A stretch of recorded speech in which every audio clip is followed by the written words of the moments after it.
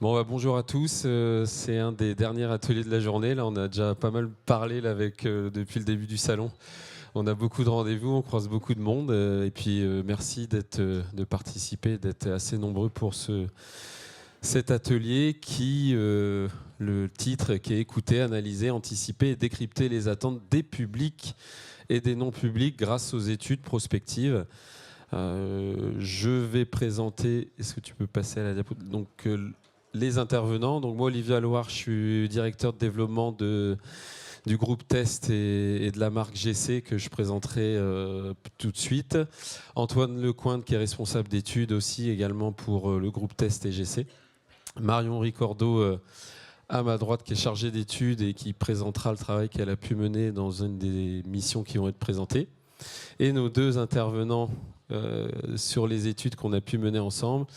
Lisa Noirmin, qui est responsable de la programmation culturelle du château du Vaux-le-Vicomte, et Juliette Moulet de Ratulde, chargée d'études et d'évaluation à Universcience, pour la Cité des Sciences, le Palais et tous les lieux associés d'Universcience. Donc, en quelques mots, TGC, c'est la nouveauté de cette année. Habituellement, je représentais que la marque GC, mais depuis 6 mois maintenant, on est dans le groupe Test. On a fusionné, donc c'est aussi l'occasion pour ce salon de mettre en avant tout ça. Donc pourquoi cette fusion? Test est la référence des études culturelles pour ceux qui le connaissent. Il réalise beaucoup d'études barométriques sur les grands monuments parisiens.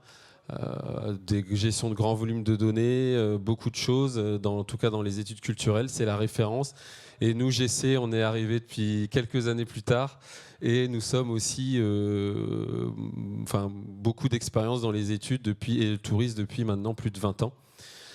Donc on s'est réunis. Je pense que c'était le plus joli mariage qu'on aurait pu faire. Parce que maintenant, on est une équipe plus large, avec de plus grandes compétences. On a aussi l'intégration du terrain, avec une équipe field test qui s'occupe de toute la gestion des enquêteurs sur les études où on a besoin d'enquêteurs. Et aussi, notre palette maintenant d'études est beaucoup plus large, avec une équipe qui est capable de vous faire vraiment des études sur mesure, à la fois qualitatives et quantitatives. Voilà un petit détail pour rappeler les méthodos. Les études quantitatives, ce sont des études où on met en place des questionnaires. Alors après, de différentes façons, après de méthodologie de passation. Ça peut être du face-à-face avec les enquêteurs, ça peut être du téléphonique, du panel. On va avoir des exemples par la suite. Et les études qualitatives, dont Antoine et Marion portent fièrement ces types d'études. Voilà, c'est plutôt des observations, des entretiens, des ateliers collectifs pour aller plus en profondeur sur les sujets étudiés. Donc voilà, les types d'études, vous les avez, mais vous pouvez aller venir nous voir à notre stand, qui est pas loin de la salle des conférences. Et vous avez quelques références qui sont exposées. Donc vous voyez, on est vraiment maintenant la référence sur beaucoup d'études pour les festivals, les musées, les théâtres, les événements qu'on étudie en long, en large, à la fois des publics, mais aussi des non-publics ou des publics potentiels pour essayer de comprendre pourquoi ils ne fréquentent pas les lieux et événements. Voilà, donc je passe la main. C'est aussi une nouveauté, donc je vais moins parler, je vais passer la main maintenant. Merci Olivier.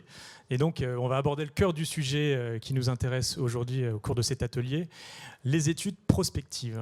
Alors, qu'est-ce que c'est les études prospectives? Olivier l'a abordé brièvement. On réalise un certain nombre d'études tout au long de l'année pour différents lieux de visite, sites patrimoniaux. Et souvent, on interroge l'existant. On interroge les visiteurs sur le lieu de visite, sur la façon dont ils ont perçu leur visite. Donc, ça peut être des études de fréquentation, des études de perception, de réception. On peut avoir des études de satisfaction, des études de public. Et l'étude prospective, là, on ne va pas être forcément sur l'existant, mais on va être sur le potentiel. L'étude préalable va aller interroger sur ce qui pourrait être mis en place. On est donc dans une démarche d'anticipation. Avec l'étude prospective, l'anticipation, ça consiste déjà à imaginer des évolutions possibles pour son lieu de visite, comment il va pouvoir évoluer à court, moyen ou long terme. On va aussi, grâce à cette étude prospective, explorer différents scénarios. On va tester des hypothèses. Est-ce que telle hypothèse rencontre l'assentiment plus fortement de la part de mes répondants qu'une autre? Et ça permet là aussi d'affiner sa stratégie et sa vision de son lieu de visite. Et puis aussi, la démarche d'anticipation consiste à se préparer aux changements et à les accompagner. Parce que vous n'êtes pas sans savoir que tout lieu accueillant du public est soumis aux évolutions de son public, aux attentes qui peuvent changer. Et l'étude prospective permet justement de mieux comprendre, de mieux anticiper ces changements et donc de trouver des solutions et des axes d'optimisation pour justement anticiper ces changements. Souvent, l'étude prospective, et même systématiquement, l'étude prospective nécessite une mobilisation de données, des données quantitatives et des données qualitatives. Et pour recueillir ces données, on va s'appuyer sur différentes méthodologies que je vais détailler en quelques mots. Première grande famille de méthodologies, ce sont les études quantitatives. On va donc enquêter auprès des visiteurs d'une part, mais on l'a dit, l'enquête prospective, on est sur du potentiel. Donc, on va aller interroger effectivement les visiteurs, mais aussi ce qu'on appelle les visiteurs potentiels ou les non-publics. Et donc, ça va consister à aller sonder de façon quantitative, d'avoir des statistiques auprès de touristes, par exemple, auprès des habitants, du public de proximité, ou alors auprès d'entreprises ou de scolaires, selon la thématique ou la problématique qui nous intéresse dans l'étude. Donc, avec ces études quantitatives, on a les grands chiffres, on a les statistiques, on a du profilage, et ça nous permet de dégager des tendances. Et on peut affiner ces études quantitatives avec les études qualitatives, qui effectivement, vous l'avez compris, avec Marion, nous intéressent particulièrement, même si on est amené à intervenir sur les deux grandes méthodologies. Mais les études qualitatives vont consister, à l'inverse, ou en parallèle de l'étude quantitative, à aller creuser la perception, la réception des thématiques que l'on va aborder avec nos participants. On est donc là sur des échantillons beaucoup plus restreints. L'idée, c'est d'utiliser différentes techniques pour interroger ces petits groupes de répondants. Et on a des trames, des guides d'entretien ou des guides d'animation où on va leur soumettre un certain nombre de thématiques, mais ils sont libres de s'exprimer et ils ont la parole. On est vraiment dans un entretien ou dans des animations ouvertes, et ils peuvent du coup interagir et donner leur avis quand on les interroge. Plusieurs possibilités pour les interroger. Les focus group. On réunit un groupe de participants relativement homogènes qu'on va faire interagir pendant 2 heures, 2 heures et demie, que ce soit en ligne, si on veut interroger par exemple l'ensemble du visitorat français ou des touristes, mais on peut aussi faire ça en présentiel, dans une salle dédiée, où on va là interroger plutôt un public de proximité. On peut aussi passer par des entretiens individuels, où là, individuellement, on va sonder des participants pour recueillir, extraire vraiment leur ressenti sur ce qu'on leur propose, les pistes d'évolution qu'on propose concernant un lieu de visite. Quelque chose qu'on aime bien mettre en place aussi, ce sont les micro-trottoirs. Là, c'est particulièrement adapté quand on veut interroger un public de proximité, le non-public. On va aller dans les lieux touristiques, par exemple, ou l'office de tourisme, pour aller interroger des touristes. Et puis, on va aller dans différents quartiers de la ville ou de l'agglomération qui est concernée, ou du territoire, pour comprendre justement qu'est-ce qui peut faire venir ce non-public, quels sont ses freins, quels sont ses leviers, quels sont les leviers de motivation pour les faire venir dans le lieu de visite. Et puis enfin, forum de discussion, qui là consiste à interroger sur un temps plus long, sur 3 jours par exemple, via un groupe WhatsApp ou via une plateforme dédiée des participants, où on vient là aussi avec une trame leur proposer un certain nombre de thématiques. On peut les relancer et voilà. Et là aussi, ça nous donne c'est une source de données extrêmement riche pour alimenter notre étude qualitative. Je passe rapidement sur les autres procédés, mais on peut aussi mobiliser des ateliers collaboratifs. Là, ça consiste à réunir des experts, professionnels du tourisme ou experts en patrimoine, pour recueillir leur vision des choses, leurs conseils, leurs ressentis concernant la thématique que l'on souhaite développer.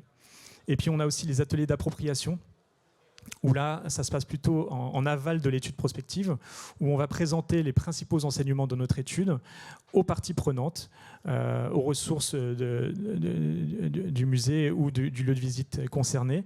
Et avec eux, on va construire, on va les aider à s'approprier les résultats, les enseignements, les pistes de réflexion qu'on a pu émettre, et justement les faire appréhender et intégrer dans leur démarche stratégique les enseignements qu'on a pu tirer.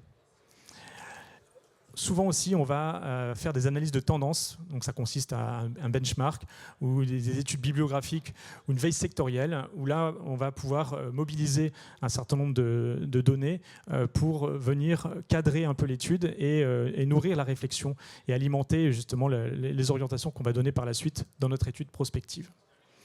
Et puis enfin, on peut mobiliser on peut faire des modélisations de scénarii. Quand un lieu notamment n'existe pas encore, on peut faire un potentiel de fréquentation, où on peut aussi estimer des probabilités, des opportunités ou des menaces concernant une offre ou concernant un lieu de visite. J'en ai déjà un petit peu parlé, mais les deux principaux objectifs quand on mène une étude prospective sont les suivants. On va le détailler, je vais donner quelques exemples après d'études qu'on a pu mener. Tout d'abord, connaître les visiteurs potentiels.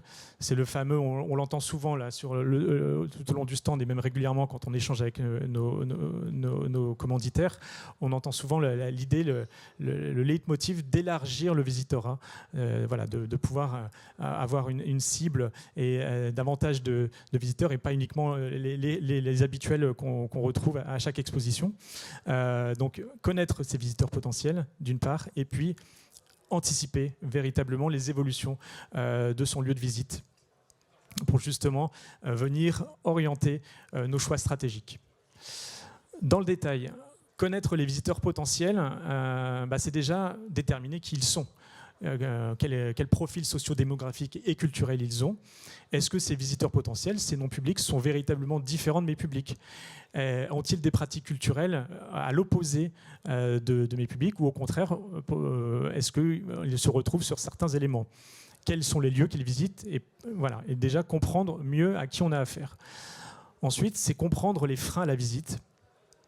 Est-ce que ces freins sont inhérents au comportement de mon non-public, donc des freins personnels et donc plus difficiles à lever, ou au contraire, est-ce que ces freins sont liés à une méconnaissance de mon lieu, à un souci dans la communication, l'information qui est donnée autour de mon offre, et donc c'est identifier ces signaux faibles qui limitent la visite.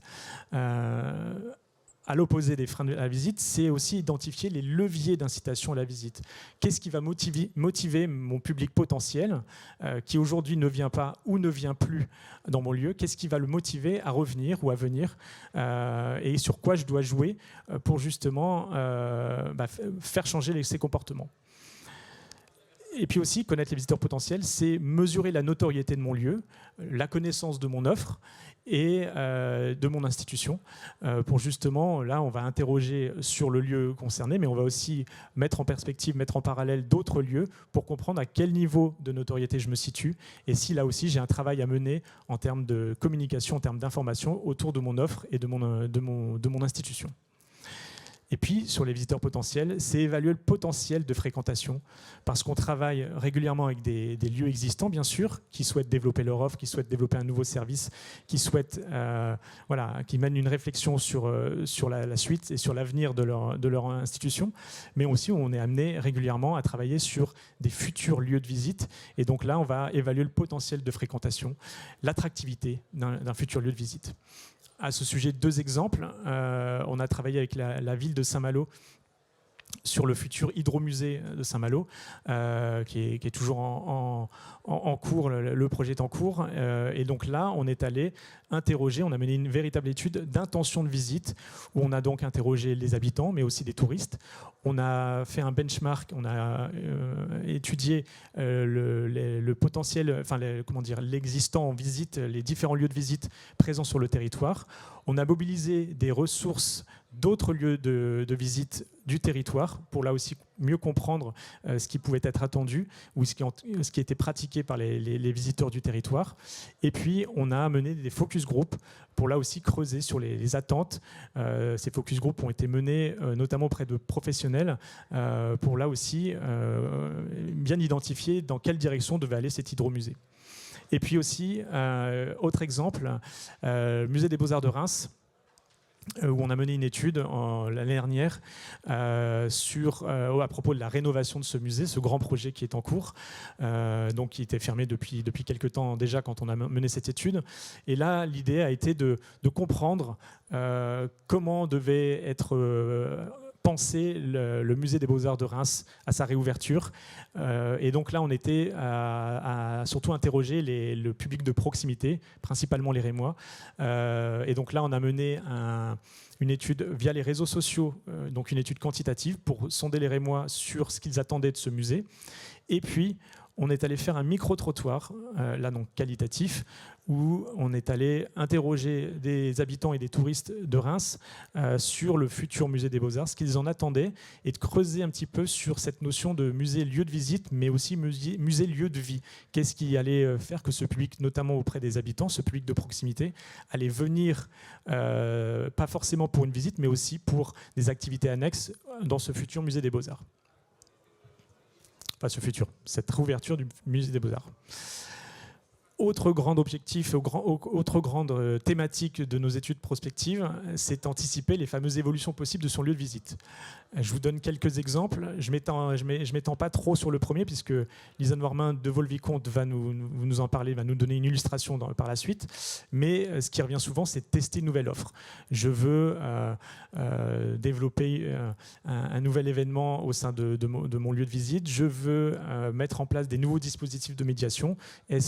Sur quelle piste je dois partir? Est-ce qu'ils sont véritablement adaptés et est-ce qu'ils sont conformes aux attentes de mes visiteurs ou de visiteurs potentiels?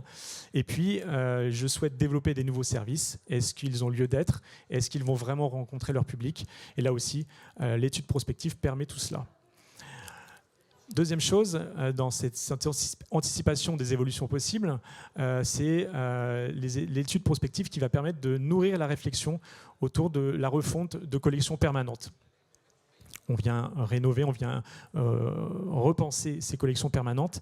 Et là, on a pu faire une étude pour le musée de Corté, le musée de la Corse, l'année dernière également, où on est allé, dans le cadre de cette refonte des collections permanentes, interroger les habitants de Corté, mais aussi les Corses ayant des pratiques culturelles, les touristes se rendant en Corse régulièrement, et on les a interrogés de manière quantitative et qualitative, via des focus group, via des micro-trottoirs, via des enquêtes en ligne et des enquêtes à la sortie du musée de Corté. Tout ça a permis de nourrir la réflexion et de tester des hypothèses pour faire évoluer les collections permanentes du musée de Corté. Et là aussi, ça a été riche en enseignements pour le musée de Corté, puisqu'ils ont eu des éléments très opérationnels pour partir sur telle ou telle orientation. Et c'était sympa d'aller en Corse, oui, effectivement, Olivier. Mais c'était sympa aussi d'aller à Reims, Olivier. Je ne suis pas sectaire. Et enfin, évaluer l'attractivité d'un thème, d'une future exposition temporaire et ses modalités. On l'a fait avec Universcience notamment, la Cité des Sciences, pour l'exposition Cancer. Et là, c'était aussi particulièrement intéressant puisqu'on a accompagné les équipes d'Universcience et de la Cité des Sciences tout au long de cette exposition et bien en amont de l'exposition, puisqu'on a un thème du cancer qui n'est pas forcément appréhendable facilement a priori. On a donc fait en sorte de faire une étude en amont pour justement identifier la façon dont on devait présenter ou dont on devait organiser les outils de médiation autour de cette exposition pour justement la présenter et qu'elle rencontre son public.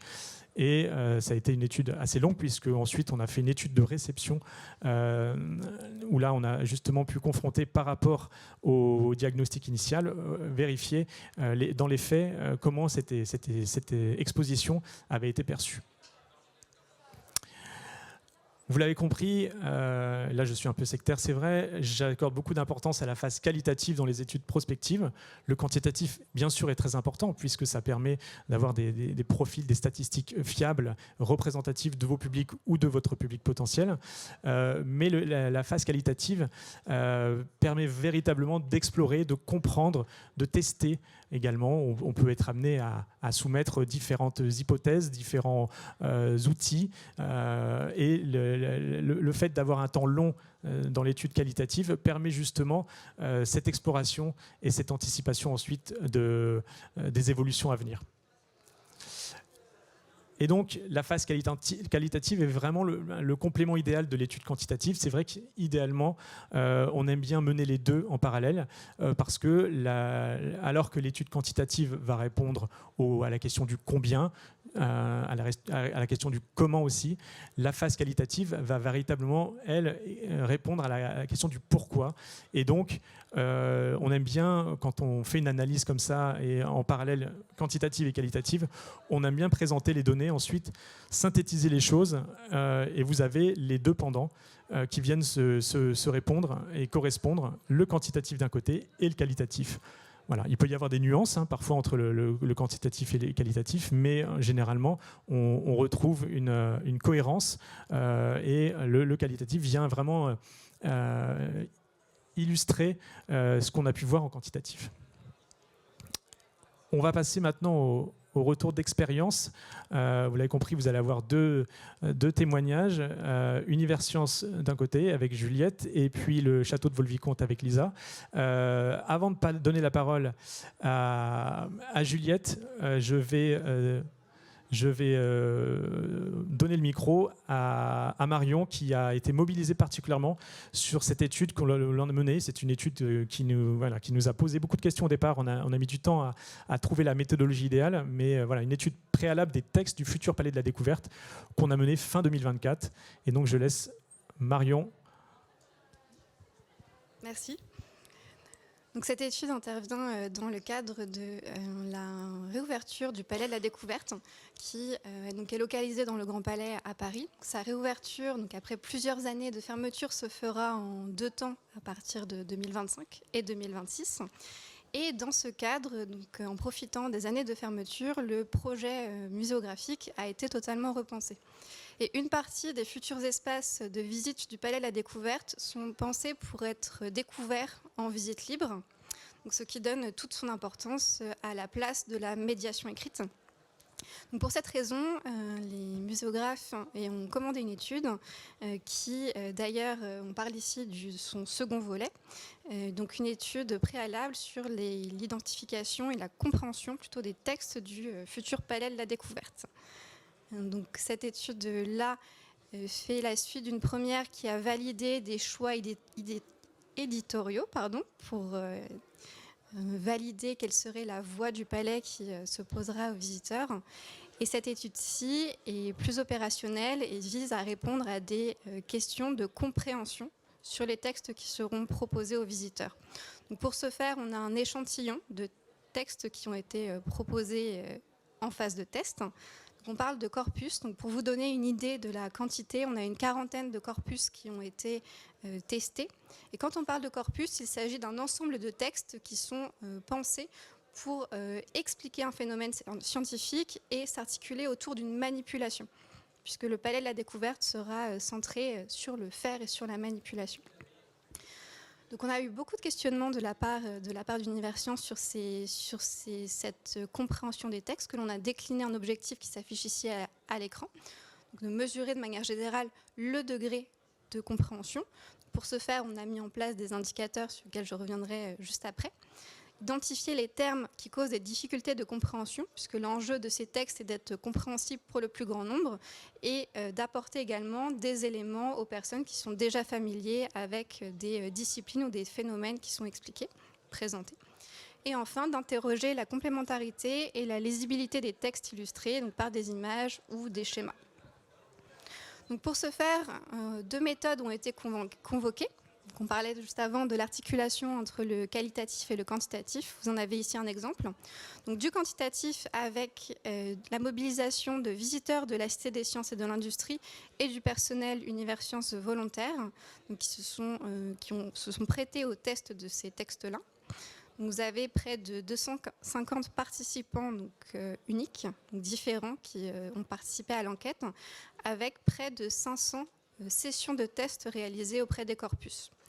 L'enjeu de ce volet-là était de valider ou d'invalider la compréhension des textes dans leur état et de pouvoir les comparer les uns aux autres. C'est la raison pour laquelle le questionnaire a permis de dresser des indicateurs de compréhension qui ont permis de donner un niveau de connaissance sur la compréhension de ces textes-là, dans le but de donner, comme le précise la muséographe qui a commandé l'étude, un feu vert, feu orange ou feu rouge sur les textes qui étaient proposés. En complément de ça, vous avez un volet qualitatif, donc pour lequel vous avez 26 entretiens qui ont été menés, donc individuels en fin de session de test, et un entretien collectif auprès d'étudiants. Ce volet-là venait en renfort et en complément dans le but de donner davantage de couleurs aux éléments collectés dans le questionnaire et de donner l'occasion et la liberté aux testeurs de confronter leur réception des textes qu'ils avaient pu tester eux. Donc on a cet objectif, une illustration de ce qualitatif dont l'objectif est aussi de produire du savoir en situation. Donc là, les deux méthodes ont été convoquées. Je passe la parole à Juliette pour la suite. Merci Marion pour cette introduction. Bonjour à toutes et tous. Donc en effet, à Univers Sciences, on a commencé une réflexion autour de l'éditorialisation des textes du futur Palais de la Découverte en 2023. Et pour ce faire, nous avons mis en place une première étude début 2024 qui a permis aux muséographes de trancher sur le parti pris de style de rédaction des textes et qui avait donc un questionnement un petit peu plus macro que la seconde étude que nous avons menée avec Test GC fin 2024 et qui visait là davantage à adapter le niveau scientifique des textes en fonction des besoins et des attentes des visiteurs. Donc pour mener à bien cette étude, nous avons aménagé une salle de médiation au sein d'Univers Sciences, dans laquelle nous avons disposé des tables, 8 tables qui correspondaient aux 8 disciplines scientifiques qui seront exposées au Palais de la Découverte, avec les corpus de textes disposés en alternance sur ces tables. Et nous avons procédé à un recrutement des visiteurs au sein de la Cité des Sciences le jour même des tests. C'était pour nous... Enfin, oui, tu peux, ceci dit. C'était pour nous une étude qui était assez expérimentale, puisque assez complexe à mettre en place et contenant quelques spécificités. Comme Marion l'a dit, un grand nombre de corpus de textes à tester, des textes de nature différente, avec un minimum de 400 réponses à avoir au total. Et donc, il y avait un enjeu déjà d'identification par les visiteurs des textes. Il fallait qu'ils soient tout de suite identifiés, notamment dans la conception du questionnaire qui était auto-administré. Il y avait aussi un enjeu de fluidité en ce qui concernait la rotation des corpus de texte qui se faisait en fonction des réponses qui étaient obtenues en temps réel. Donc il fallait rester quand même assez alerte sur le nombre de réponses obtenues pour pouvoir bien les répartir sur tous les corpus de texte.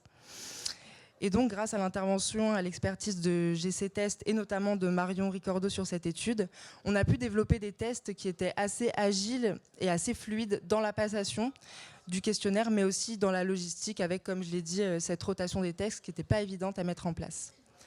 En ce qui concerne les apports de l'étude, donc là, je vais rapporter la parole de mes collègues muséographes.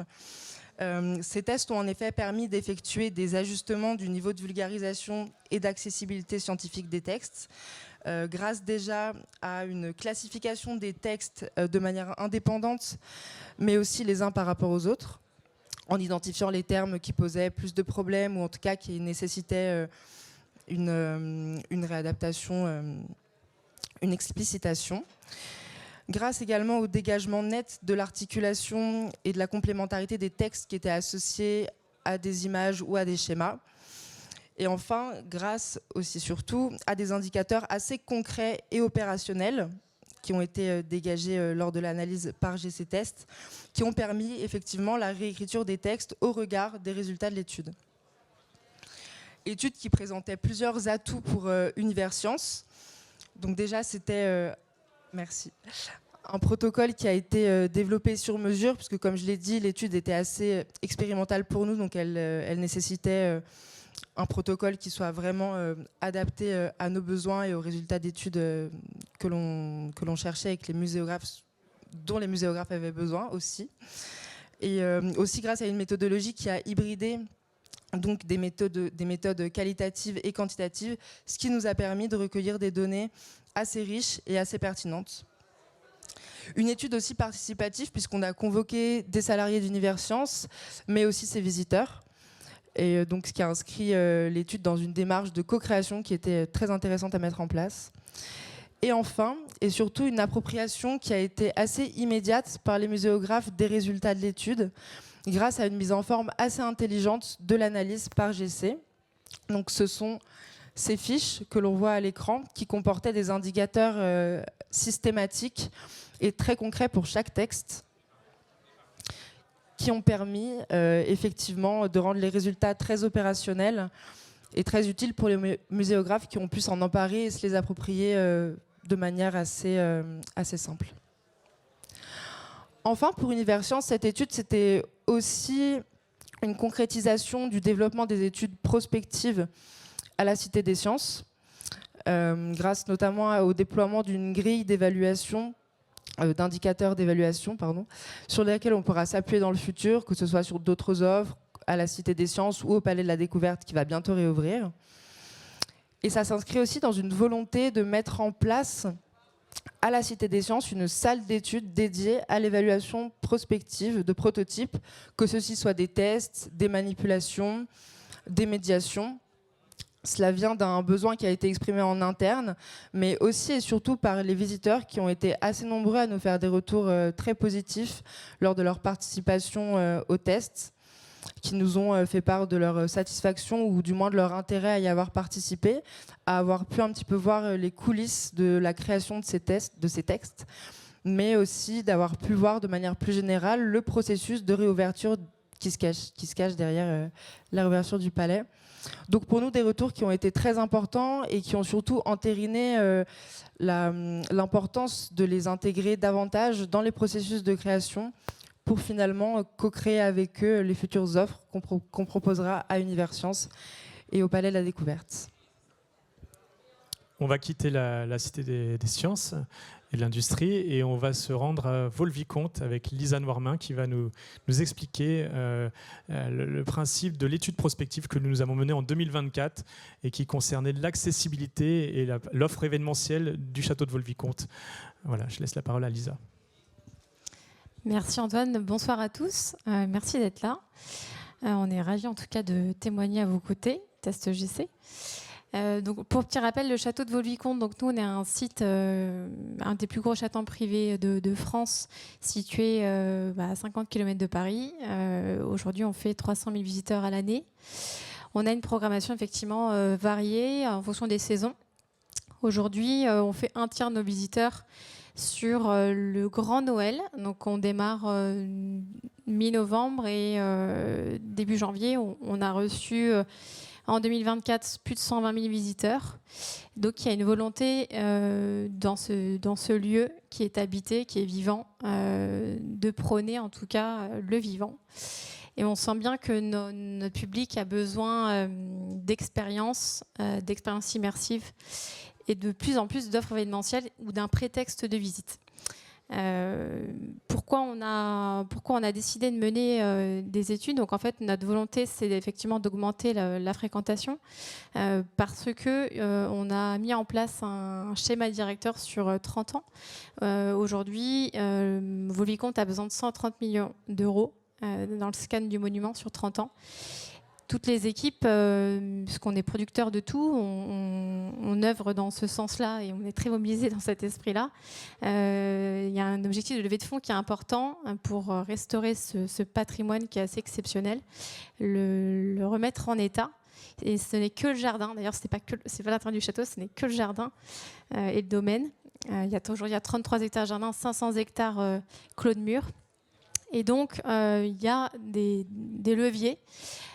On parlait de l'événementiel. Pour nous, c'était se dire on ne va pas forcément axer nos moyens sur le parcours de visite à l'année, mais on va créer des expériences événementielles supplémentaires qui vont pouvoir en fait créer d'autres temps forts. Donc on a un temps fort en hiver, on voulait créer un autre temps fort en été, en complément de nos soirées aux chandelles qui existent depuis 20 ans.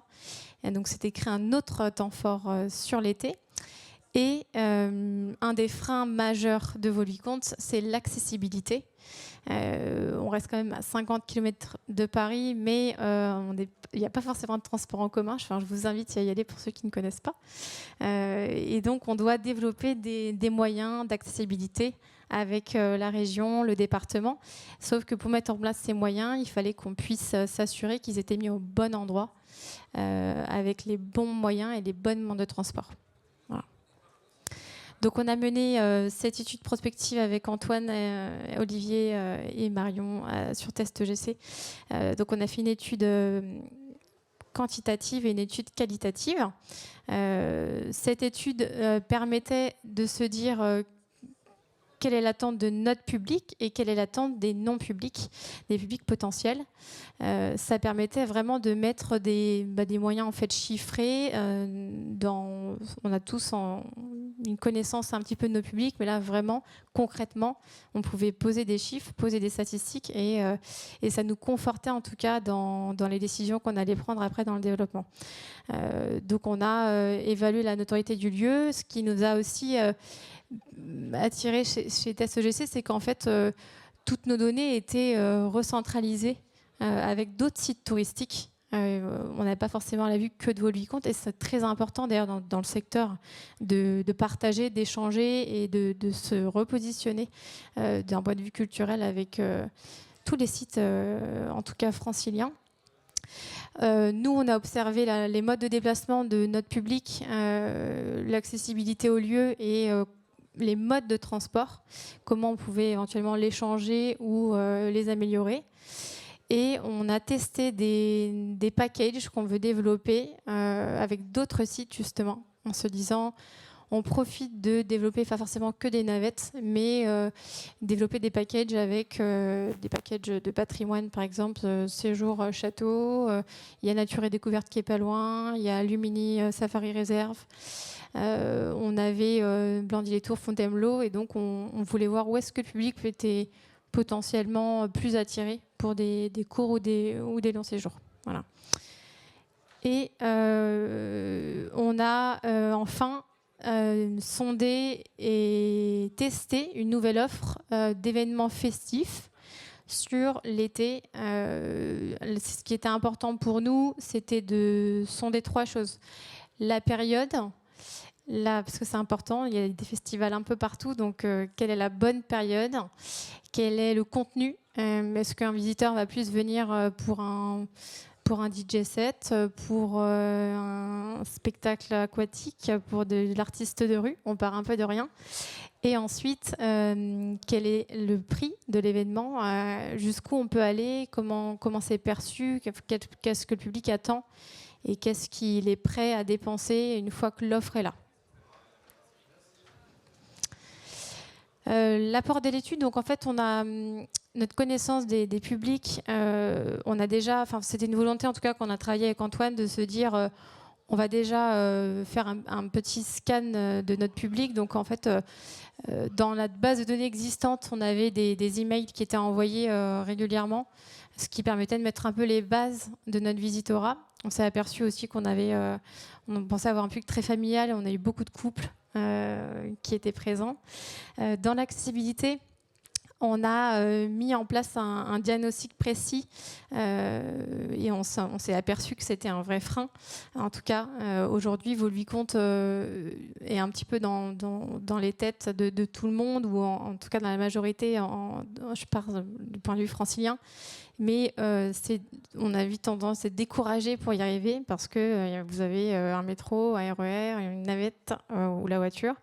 Et en fait, on a décidé de se dire il y avait plusieurs indicateurs dans les argumentaires, effectivement. Soit la navette était au bon endroit, mais en fonction des horaires, ça ne pouvait pas forcément coïncider avec la gare de Melun, qui n'était pas forcément la meilleure gare, à 23h après une soirée aux chandelles. Donc il fallait qu'on mette des navettes Paris-Gare de Lyon. Aujourd'hui, nos navettes partent de Paris-Bercy. On s'est aperçu qu'il fallait des navettes centre de Paris. Donc elles étaient bien datées, mais pas bien positionnées. Je rentre un peu dans le détail, mais c'est pour vous donner un peu de concret. Et on a essayé effectivement de mettre des itinéraires avec moins de modes de connexion, puisqu'aujourd'hui, on s'est aperçu que le visiteur préférait un trajet peut-être un peu plus long, mais qui ne multiplie pas les connexions, avec peut-être métro, RER et navette. C'était une navette, et donc ça nous permet aussi d'orienter un petit peu mieux notre offre. Dans les packages touristiques qu'on a mis en place, ce qui était important pour nous, c'était d'élaborer des packages par rapport à des familles, des couples, des Parisiens. Et on a mesuré effectivement du potentiel qui pourrait représenter ces offres de séjour dans la visite et la revisite du château. On sentait que le public était en recherche de nouveautés toujours permanentes et que ça pouvait motiver une nouvelle visite sur le domaine avec ce que l'on présentait. Dans l'offre événementielle, donc le nouveau événement festif dont on vous parlait, l'identification précise des attentes du visiteur et public potentiel. Donc là, le focus groupe a été effectivement très important parce que c'était compliqué de sonder un public sur un événement qui n'avait pas encore lieu, avec un imaginaire où chacun a son imaginaire de l'événement qui peut avoir lieu. Donc on est bien allé dans le détail. On a eu différents retours assez surprenants sur même des concepts qui émanaient. Et l'offre événementielle, on l'a aussi testé beaucoup, parce que nous, on ne voulait pas forcément avoir une étude qui soit sur une semaine, enfin avec un public qu'on testait sur place sur une semaine. Et donc, on a aussi mis en place tester tout notre public sur toutes les offres qui étaient annexes. C'est-à-dire que dans l'événement, vous avez aussi de la restauration, vous avez aussi des services. Donc, est-ce qu'ils préféraient une restauration nomade, un dîner aux chandelles, une offre un peu plus intimiste? Donc, on a aussi testé toutes les offres qui étaient à côté de l'offre événementielle. Ce qui nous a permis de renforcer la qualité de l'étude, on a mis donc la phase qualitative qui je pense, a vraiment été importante sur les tendances. Et puis, Test GC nous a accompagnés sur des propositions en fait, d'itinéraires, mais bien illustrées pour les visiteurs. Ça mettait tout de suite, voilà, là vous avez 15 minutes, là vous avez plusieurs connexions. Donc, il n'y avait pas forcément des questionnaires qui étaient avec que du texte. On a mis du texte, de l'interactivité et des images.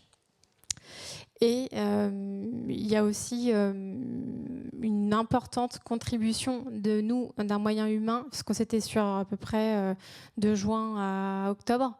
Donc il fallait mobiliser du monde. On a la chance d'avoir une association avec des amis de Vaux-le-Vicomte. Et donc l'application, effectivement, en médiation était hyper importante. On a eu des très bons résultats sur place, plus de 5000 recueils.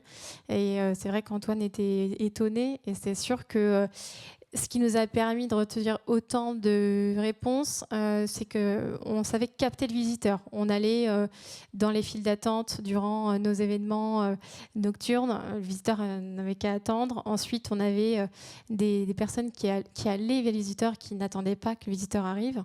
Et puis, on a aussi mis en place des invitations à faire gagner. S'ils répondaient au questionnaire, on a vu tout de suite la différence dès qu'on l'a mis en place. Merci Lisa. À retenir, les invitations, les cadeaux sont à l'origine du succès de nos études. Il nous reste assez peu de temps. Est-ce que vous avez quelques questions à nous poser suite à... Et même il nous reste une question peut-être. Je crois que le temps est écoulé. On a été un peu bavard. Non, tout le monde est... Ouais, allez-y. Vous parlez.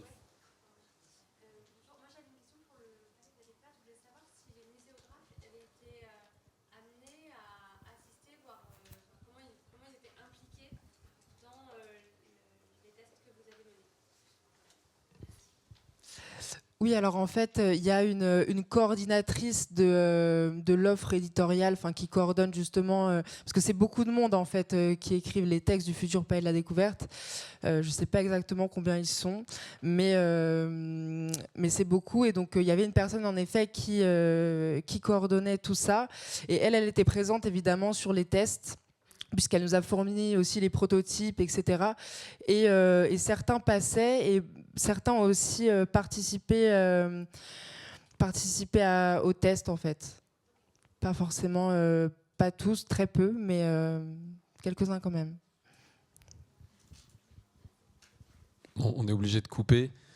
Juste un dernier mot. On a demain notre conférence où on présente notre 3e édition du baromètre des publics, des musées, des lieux patrimoniaux. Je vous invite à venir. On a 2 intervenants, Agnès Benayer de Paris Musée et Pierre-Henri Alquier, qui interviendront et qui réagiront à des chiffres clés. Mais c'est important, ça vous donnera des pistes. Alors ce sera diffusé. On a aussi donc la conférence et sinon un webinaire le 1er avril. Donc mardi prochain, en collaboration avec le CLIC, qui va animer demain cette conférence. Mais voilà, c'est vous donner aussi des éléments un peu macro sur les usages, les attentes des publics. On va aborder l'IA, on va aborder l'immersif, on aborde les intentions de visite, les pratiques culturelles. Donc voilà, si demain, ça risque d'être plein demain matin, mais vous pouvez venir en webinaire mardi. Et sinon, je vous invite à un petit verre de l'amitié, si vous voulez, ou à notre stand, parce qu'on a un cocktail qui suit après cet atelier pour ceux qui veulent parler études ou qui veulent nous rencontrer. Voilà. Merci à vous.